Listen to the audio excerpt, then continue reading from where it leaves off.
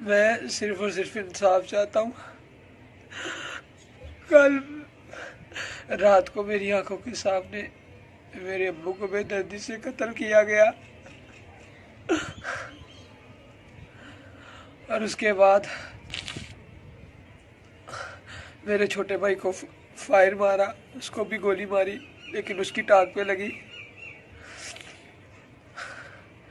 ये सब मेरे शहर की तंजीम एटीआई पसरूर एटीआई, उसने उनमें गुलाम नबी, तलहा भट्ट और उनके तमाम साथी जितने भी थे जो राड और पिस्तौलों के साथ मेरे मोहल्ले आए और उन्होंने मेरे अब्बू के ऊपर तशद्दुद किया और उन्हें बेरहमी से मारा। मैं सिर्फ और सिर्फ ये वीडियो अपने अब्बू के जस्टिस के लिए बना रहा हूँ और मैंने वो जस्टिस दे के छोड़ना और जिन्होंने मेरे अब्बू को मारा मैंने उन्हें सजा दे दी। मैं अपने अब्बू को नहीं वापस ला सकता, मैं अपने अब्बू को नहीं ला सकता।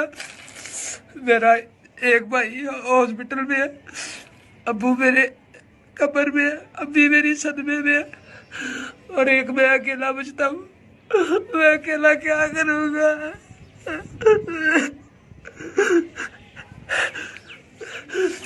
मुझे सिर्फ और सिर्फ इंसाफ चाहिए। आप सब लोग ये वीडियो जहाँ तक हो सकते शेयर